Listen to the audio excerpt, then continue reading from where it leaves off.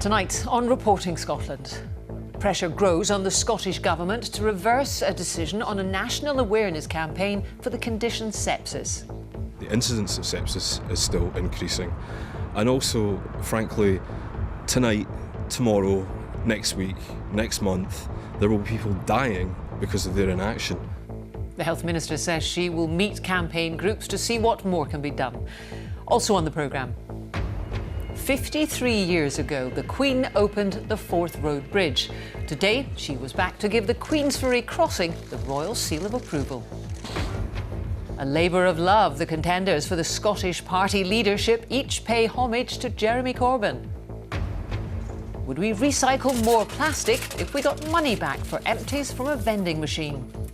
And I'm at Hampden as Scotland aim to keep up their recent good form and the World Cup hopes alive against Malta this evening.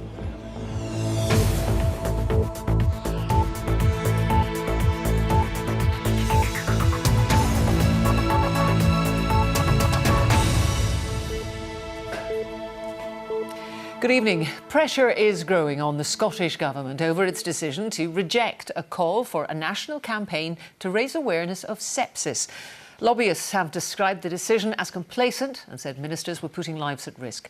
Sepsis is caused when the immune system overreacts to infection. It kills around 44,000 people each year in the UK. Fiona Stalker reports. This is Craig Stobo, his son Robert and his GP wife Fiona enjoying a precious family Christmas. 20 months later, that family picture was shattered. Craig was fighting for his life. Fiona was dead along with their unborn baby. So essentially in the space of 62 hours, 1 week, 5 years ago, I nearly lost my own life. I lost my daughter and I lost my wife to sepsis. Fiona was perfectly fit, healthy, as was I. And it happened so quickly that it was profoundly shocking and bewildering and devastating. If you experience sudden flu-like symptoms, it may be sepsis. If you're also affected by difficulty breathing, rapid heartbeat, mottled or discoloured skin, or slurred speech and confusion. This hard-hitting video was made by the charity that Craig set up in his wife's name to raise public awareness. But the Scottish Government says it does not consider a public awareness campaign is necessary at this time. Good progress has been made through the patient safety programme with a reduction in sepsis mortality of 21% since 2012, and a lot of work going on to make sure that that golden hour of treatment is taken and that the interventions that we know that can save lives happen within that hour. And of course we have worked with the trusts involved with raising awareness about sepsis to raise public awareness, but I'm happy to meet with the trusts to discuss whether we can do more. This is inadequate. It's not acceptable at this stage to be complacent, and it's not acceptable for them to take this line when the incidence of sepsis is still increasing. And also, frankly, tonight, tomorrow, next week, next month, there will be people dying because of their inaction. It's a public health scandal. See the expression in her face. In April this year, BBC Scotland highlighted the case of Jim Robertson, who lost his wife Liz to sepsis. Now the Health Ombudsman's just upheld Jim's complaints against Greater Glasgow and Clyde Health Board for failures in his wife's treatment. They've issued an unreserved apology. And for Craig Stobo, the fight continues. Every single life that we can save is a small victory, and I think that would be a fitting testament to Fiona's legacy. Fiona Stalker, Reporting Scotland. It's 53 years to the day since the Queen opened the Forth Road Bridge. Well, today, she gave the royal seal of approval to its new neighbour, describing the Queensferry crossing as breathtaking and an extraordinary achievement. Well, our reporter Stephen Godden is there for us tonight. Stephen. Yes, Jackie, after a busy morning here at the Queensferry crossing, a period of relative calm. And the bridge behind me finds itself in a slightly curious position. On the one hand, it is still closed to traffic for another couple of days, but on the other, it is now officially open, having been given the royal seal of approval. Now, to witness that meant getting a bit wet. The weather hasn't been great here today, but thousands of people at both ends of the bridge were prepared to do exactly that, as for the second time in her life, the Queen cut the ribbon on a new bridge over the Forth. An occasion laced with historical symmetry. 53 years to the day after the Queen officially opened the Forth Road Bridge, she returned to do the same for the Queensferry crossing. Accompanied by the Duke of Edinburgh, the guest of honour was introduced to the welcome party: school children, bridge workers, dignitaries. This is a bridge that celebrates the skills of hand and heart and mind. 6 years of construction, all geared towards a moment marked in time-honoured fashion. We've watched the bridge being built. We're local and we've really enjoyed that, and we are really impressed by how beautiful it is, and it's just a lovely day of celebration to see it all come together. It was really nice to be part of the opening of the bridge. Yeah. It was unexpected because we weren't expecting to get down here, so we were just delighted. May this bridge bring prosperity and convenience to a great many people in the years ahead. In 1964, the Queen's journey across the Forth towards Fife was shrouded in mist, the weather failing to observe a sense of occasion. Half a century on, rain but clear skies as the red arrows signalled it was time for the royal convoy to make the same journey. Waiting on the other side, 4,000 invited guests, making good use of their ponchos as the First Minister saluted those who fashioned the concrete and steel that now dominates the skyline. On this day, 100 years from now, as a future generation gathers to mark its centenary, they will gaze at these towers and they will still marvel at what you have achieved. It is with enormous pleasure that I would like now to ask Your Majesty to officially open the Queensferry crossing. The Queensferry crossing joins its iconic and historic neighbours to create not only a breathtaking sight over the Firth of Forth, but to provide an important link for so many in this community and the surrounding areas. Then, one final act of ceremony to complete the formalities. The bridge officially open, but not yet carrying traffic. That task begins on Thursday. Well, every opportunity has been taken to show this bridge off, from the handover last week when the bridge was spectacularly lit up, through to the 2 days when it was open to traffic and then closed again to allow 50,000 people to walk across it over the weekend. Now tomorrow, local school children and community groups will be given that same chance to walk across it before it opens permanently overnight on Wednesday into Thursday. Now initially, restrictions will apply to traffic. It will be a few weeks yet before it works as it's supposed to, in tandem with the old bridge, public transport on the Forth Road Bridge, all other traffic on the Queensferry crossing, an arrangement that's expected to last for decades. Thank you very much, Stephen Godden there. A man has become the first to be convicted of new laws in Scotland relating to what's become known as revenge porn. Jedburgh Sheriff Court heard 59-year-old Kenneth Robinson threatened to put intimate footage of a former partner online. He's been banned from approaching or contacting her for 3 years. He must also pay her £200 compensation. Police say they're following a positive line of inquiry after an 8-year-old boy was knocked off his bike by a moped in Aberdeen. LJ Jackson was left with a split gum, lost teeth and leg injuries following the incident in the city's Cornhill Terrace yesterday afternoon. Officers would like to trace 2 men in their late teens who were wearing dark clothing and both riding mopeds. There are now 2 contenders to become the next Scottish Labour leader. Anas Sarwar has added his name to that of Richard Leonard. The job has been vacant since Kezia Dugdale told BBC Scotland last week that she was standing down. There are suggestions the contest will turn into a referendum on the UK party leadership of Jeremy Corbyn. This from our political editor, Brian Taylor. The vacancy, Scottish Labour leader. Meet the applicants. On the left, Richard Leonard, an MSP since 2016, trade union organiser, a key supporter of Jeremy Corbyn. And his rival, Anas Sarwar, MSP, former MP and deputy leader, a dentist. Corbyn supporters, the left, are mostly cheering for Richard Leonard. If we're honest with ourselves inside the Scottish Labour Party, we failed to recognise just what was going on. And I think we stuck to our original plans. I think, frankly, about halfway through the campaign, we should have understood better that kind of radical vision, frankly, Jeremy Corbyn's personality, was a vote winner. Anas Sarwar initially criticised Jeremy Corbyn, but now backs him and says what counts is experience and energy to win in Scotland. The best way that we can elect Jeremy Corbyn as the next Prime Minister, which I passionately want to do, is by making sure we have an effective, united Labour Party here in Scotland. I believe that our success in a UK election comes right through Scotland. We can no longer be the drag on the ticket. Richard Leonard's parents sent him to private school in Yorkshire, but I haven't sent my kids to private education, and so you can draw your own conclusions from that. Anas Sarwar's dad is the former Labour MP Mohammed Sarwar. Anas Sarwar went to private school, as do his children.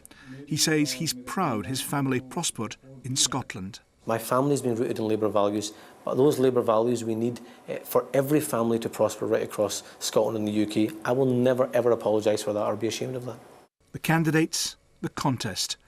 Labour members, affiliates and registered supporters will choose.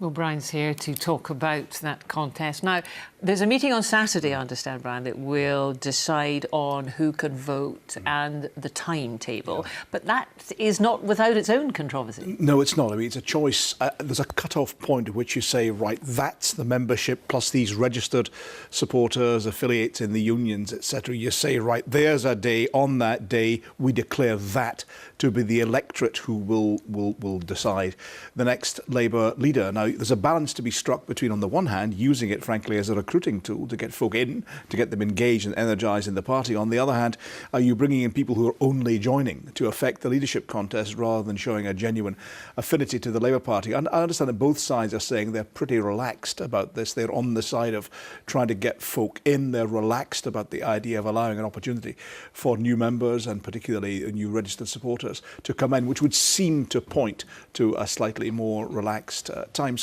But we'll know on Saturday after the Scottish Executive meets. And two contenders so far. Anyone else likely to join them? I don't think so, Jackie. I mean, others have taken a real serious look at it. But you have now two contenders who they don't have a lot of experience at Holyrood, but they have a lot of experience in the Labour movement and in wider politics. And so you have, if you like, a real serious contest going on to replace Kezia Dugdale. I think that is the shape of the contest that will be in that offer to the Labour members, affiliates and registered supporters to decide. Brian Taylor, thank you very much. It's 19 minutes to 7. A reminder now of tonight's top story. Pressure grows on the Scottish Government to reverse a decision on a national awareness campaign for the condition sepsis. And still to come, we're live at Hampden as Scotland prepare for their crucial World Cup qualifier against Malta. Now, for those of us who enhanced our pocket money by collecting empty glass bottles, there could be a sense of déjà vu. This time, a deposit return scheme for plastic bottles and cans is under serious consideration in Scotland. Now, one of the schemes likely to be tried is reverse vending, which has operated for decades in many Scandinavian countries. Our environment correspondent, Kevin Keane, has been investigating how it would work. We've recycled for a generation, from roadside collections to bottle banks, but still less than half of our household waste is recycled. Our drive to do it is based on little more than our conscience. It has a 360-degree recognition system. So could this Scandinavian model be the answer? So you would just put the bottle in. As you heard, that's the bottle being crushed, compacted. It's then dropped into a bag at the bottom, and this will allow it to be collected at a later date. The machine dishes out the 10 or 20p deposit, but the really clever bit has only just begun. Inside, anything which could contaminate the plastic is recognised and rejected. The bags are collected and the contents able to be remade into bottles. But it's up to drinks firms to decide whether they'll use the recycled plastics in their manufacturing. The head of Coke says they will. I think a deposit return scheme or any other scheme, any other intervention which creates more recycled plastic is only a good thing. It will put more recycled plastic into the chain and effectively create that circle, you know, where I'm making a bottle of Coke, I'm filling it with Coke, I'm getting the bottle back, we're putting it into a reprocessor, they're giving us fresh PT, the fresh plastic that we're putting back into new bottles. The reverse vending machines are used widely in Norway, Denmark and Sweden, where recycling rates top 90%. Taking bottles to the supermarket there is a part of everyday life. Once there is a value to the beverage container, people would like to get that deposit money back. So that's really what's driving it. And then there's also lots of environmental benefits. Retail groups are split over whether it'll work here, with many concerned about how much shop space will be taken over, but others are more positive. There are some retailers who are concerned about the size and the footprint, but I think, as you've seen from the smallest unit that we can see, which is the size of a vending machine, takes a very little space, there's no contamination, it's very clean, it's a very simple system to operate. A deposit return on Scotland's national soft drink ended just a couple of years ago. The end of an era, many said, but that era could be on the verge of being revived. Kevin Keane, reporting Scotland. It sounds like the stuff of science fiction, but researchers in Edinburgh have developed a camera that can see through the human body. It's hoped it will help doctors track medical tools during invasive procedures, making them safer and cheaper. Joanne Macaulay can tell us more. What we have here is a camera that's able to see through the body to locate a medical device inside the body. This is the prototype of the machine which could replace much of the work currently done by X-rays or scans. The camera detects tiny traces of light through tissue, helping doctors to see what they're doing. Everyone knows if you put a torch behind your hand, you see red light coming through, so you do know that light can pass through tissue. However, you don't, as it passes through the tissue, the light bounces around and you just see your whole hand glowing. You don't get any useful information from the light passing through. Whereas with our technology, we're able to just see the very first light that comes through before it bounces around anywhere, and that enables us to really see where the medical device is. During invasive procedures, doctors have to rely on expensive scans or X-rays to track their medical tools. But this camera sheds light on the tiny fibres at the end, making location more accurate. Researchers from Heriot-Watt and Edinburgh universities have developed the system so it can be used at the patient's bedside and further afield. The camera sits above the patient, it could be handheld. Importantly, it can be used in ambient light, so in normal operating rooms, even outside or in the emergency room, or really importantly in places where they don't have X-rays. So imagine in Africa or rural areas. So the uniqueness is combining this detector technology in something that is really scalable and usable. This technology is the result of a collaboration between physicists and doctors, and the next step is to use it on real patients during clinical trials. Joanne Macaulay reporting Scotland, Edinburgh. The Royal Navy's new air missile defence system has been successfully tested off the Outer Hebrides. The Sea Sceptre missiles were fired from HMS Argyll, a Type 23 frigate.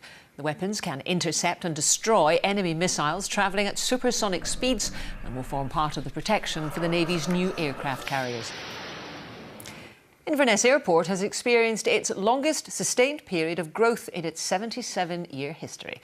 The numbers of passengers using the airport has been increasing every year, and in July it recorded its highest monthly figure of more than 93,000.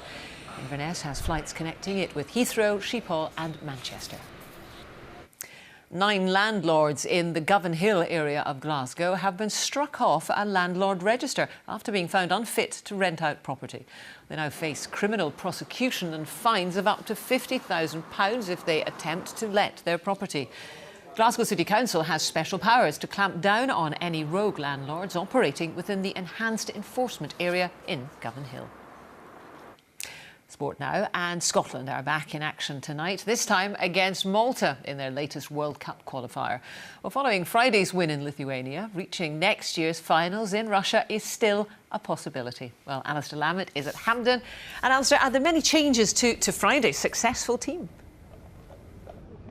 No, in fact, Gordon Strachan has gone with exactly the same team as performed so well in Lithuania on Friday, getting that 3-0 victory. That's despite there only being a couple of days, obviously, in terms of recovery time for these players, but they've obviously earned another crack at starting this match, and if they put on a similar performance, one would think that that would be enough for another victory. Well, I've been speaking to some fans ahead of the match and just finding out how optimistic they are now that Scotland can finish in the playoff place.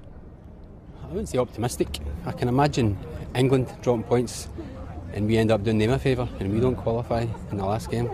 We're going to have to win all 3 games and hope England do us a favour tonight. So as a Scotland fan, you've always got to be optimistic, so yes.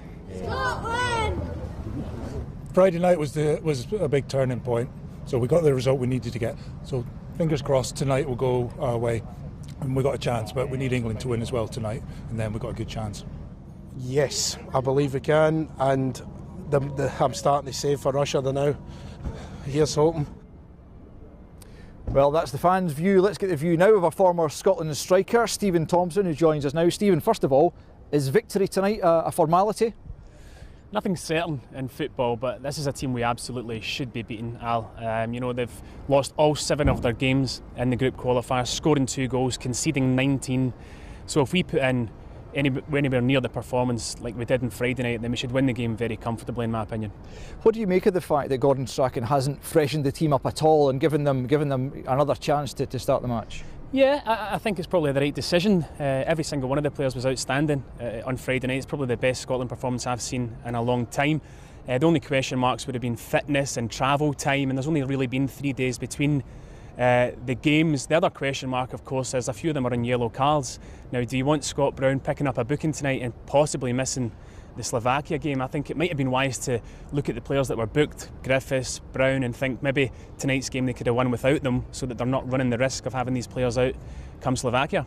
Yeah, that's going to be a crucial one, of course. Slovakia are in action tonight down at Wembley against England, and in terms of qualifying, in terms of finishing second, we need England to do Scotland a favour. Do you think they'll take care of business at Wembley?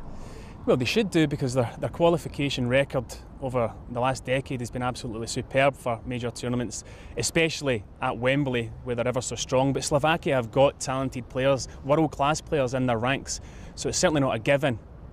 OK, Stephen Thompson, thank you for joining us tonight on Reporting Scotland. And as always, you can keep right up to date with things on Sportsound. Join Stephen and the rest of the team on BBC Radio Scotland for all the coverage of tonight's action. Thank you very much, Alistair. £5 million is to be made available to help young disabled people make the transition from children's services to adult ones. As Ian Hamilton reports, the money is aimed at helping them with things like training or even independent travel. Ryan's a Special Olympian and he's on the autistic spectrum. Because of his disability, he can find it very hard to read a social situation that can sometimes put him in danger. He can see how extra cash could make him more independent. I would invest my ILF money in things such as self-defence classes, because they would not only help build up my confidence levels but also build up my mental confidence. It's a great step for your physical strength, because the way you walk in the streets is often how people will perceive you. Many young disabled people like Ryan can find it hard moving from children's to adult services. Support they would have received while in education is harder to access once they leave. A new £5 million independent living fund from the Scottish Government hopes to help bridge that gap. We've opened up ILF to particularly young people, 16 to 21-year-olds, with a new fund to help those young disabled people at a key transition point in their lives. And the new fund, the £5 million fund, will be administered by the ILF programme across Scotland and will work with those young disabled people to give them the additional support that they need to move into independent living. In order to be eligible for this new scheme, applicants must be resident in Scotland, be aged 16 to 21, have evidence of a disability or impairment as defined under the 2010 Equality Act. Up the arms a bit more. The first phase will be rolled out by Christmas, administered by Independent Living Fund Scotland, and is aimed specifically at young disabled people. But if successful, it could be rolled out to older applicants. Ian Hamilton, Reporting Scotland, Glasgow. Well, not a great start to September's weather. Here's Judith to tell us it's going to be wonderful. Saturday was nice, remember? If you could have cast your mind back.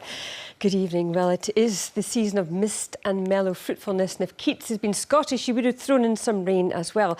Here's a picture from one of our weather watchers earlier on. Plenty of mist. It was a murky start to the day, and we did see some quite heavy rain crossing the country, as you can see from the earlier combined satellite and radar picture. But the winner today was the Western Isles and the northwest, seeing good sunny spells. Now, that rain is clearing away nicely as we speak, so it's looking good for the football tonight in Glasgow. Some sunshine to end the day for the northwest, and we'll see a line of showers just pushing into the Western Isles and a band of rain pushing in across southern Scotland, extending into the central lowlands and parts of the east as we head through the overnight period. Staying quite breezy up towards this north-west corner, but for the Northern Isles it's drier, and we've lost the gales that we saw there today.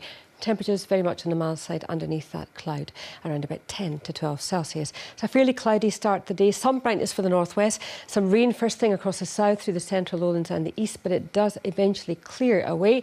And some good sunny spells for the northwest as we head towards the afternoon period. In fact, the western coastal areas generally seem good spells of sunshine.